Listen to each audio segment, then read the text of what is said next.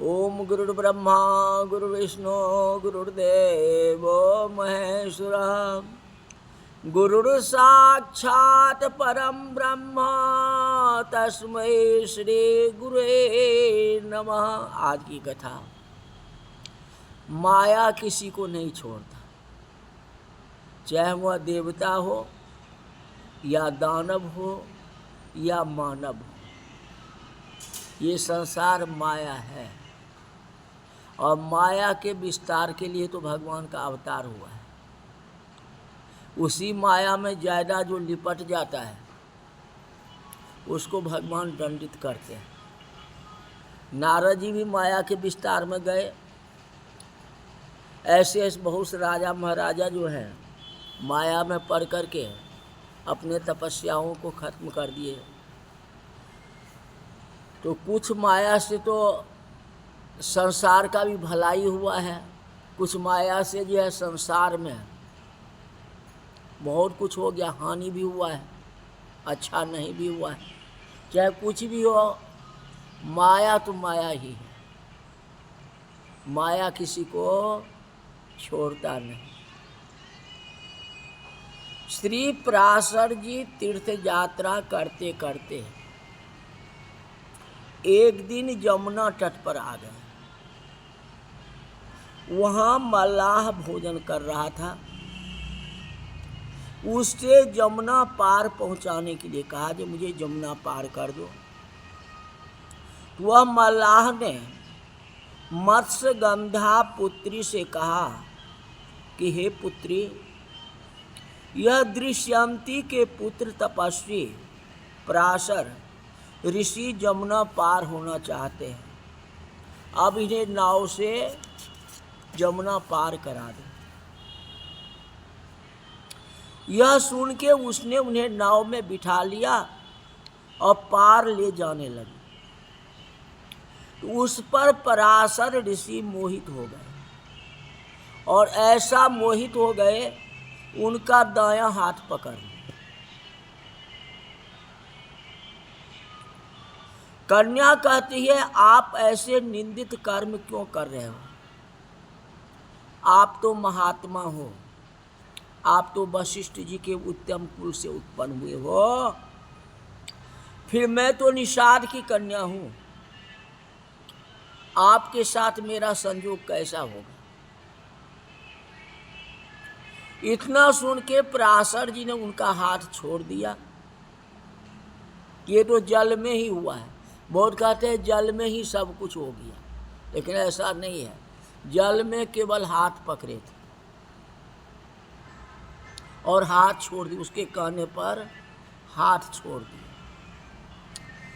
जब जमुना पार हो गए, पराशर ऋषि को माया ने विवश कर दिया।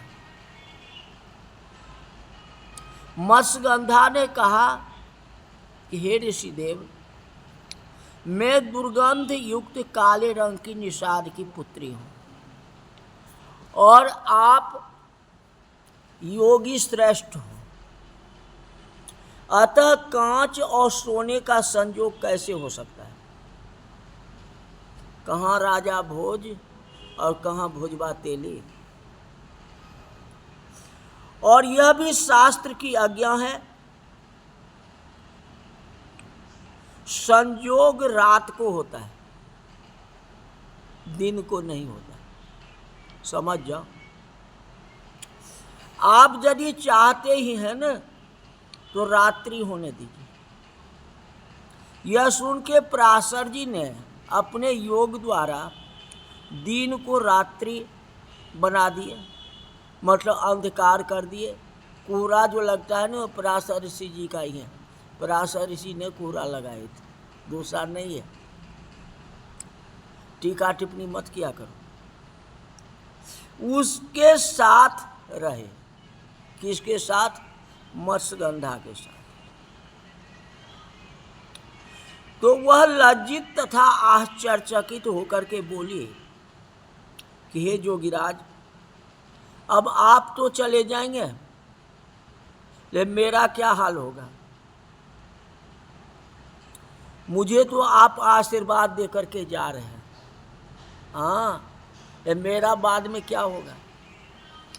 यह सुन के ऋषि बोले कि बाले, इसमें तू मेरे साथ रहा न, तो तुम्हारी इच्छा मैं पूर्ण करूंगा। मेरी आज्ञा पूर्ण करने के कारण तू सत्यवती कहलाएगी। आज से सत्यवती कहलाएगी, क्योंकि हमारे आज्ञा को तूने पालन किया। मत्स्य गंधा, शरीर को जो दुर्गंध था उसको पराशर जी ने मुक्त कर दिए, हटा दिए। कहते आज से तुम्हारा नाम सत्यवती होगी। तब वह बोली, जे मेरे इस कर्म को माता पिता आदि कोई भी जान न सके, और जान गया तो क्या होगा, कलंक हो जाएगी। उस समय की बात है, जानना नहीं चाहिए। कहते मेरा कन्या धर्म भी न जाए, किसी को पता भी न चले, और पूर्ण तपस्वी और शक्तिवान पुत्र की प्राप्ति हो। किसने मांगा? सत्यवती या मत्स्यगंधा जो कहे। चाहे जो हुआ, इस बात का प्रचार न हो, हमारे माता पिता या समाज को पता न चले, और मुझे एक सुंदर पुत्र हो जो शक्तिवान हो। पराशर जी बोले कि सुनो, तुम्हारी सभी कामनाएं पूर्ण होगी, और तेरे गर्भ से विष्णु का अंश तेजस्वी यशस्वी पुत्र होगा। इतना कह के पराशर जी ने जमुना स्नान किया, फिर चले गए।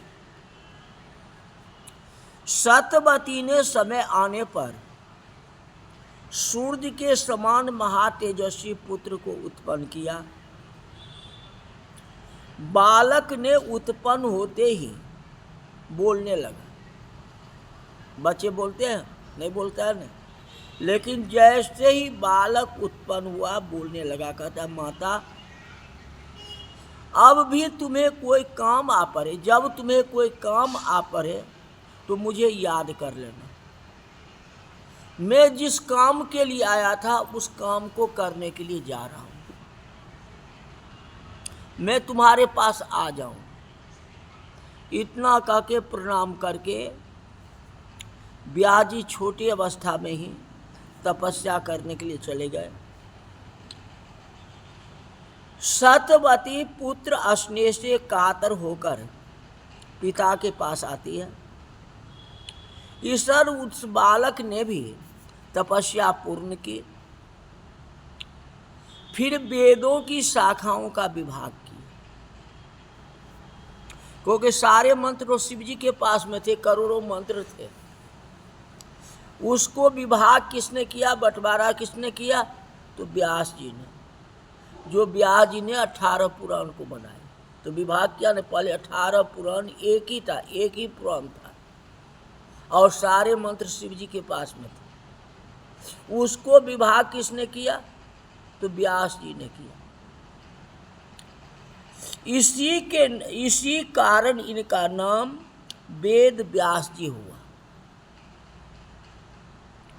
वेदों की रचना की, पुराणों की रचना की, इसलिए इनको वेद व्यास जी नाम। उसके बाद व्यास जी तीर्थ यात्रा करने लगे। सभी तीर्थ की यात्रा और पिंडदान इत्यादि करके शिवलिंग के विषय में विचार करने लगे। ये कोई ऐसा सिद्धदायक लिंग हो जिसका आराधना द्वारा हम सभी विद्याओं को प्राप्ति कर सकते हैं और शक्ति पा सकते हैं। इसमें लग गए। पहले तो वेद का विभाग किए, 4 वेद बनाए।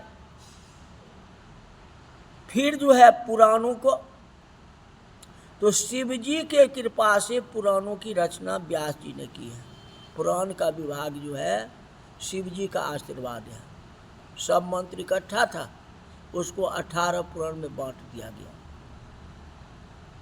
जैसे थोड़े समय बाद उनका ध्यान खुला, बोले मुझे मालूम हो गया कि धर्म अर्थ काम मोक्ष देने वाले महाक्षेत्र में मध्येश्वर लिंग है।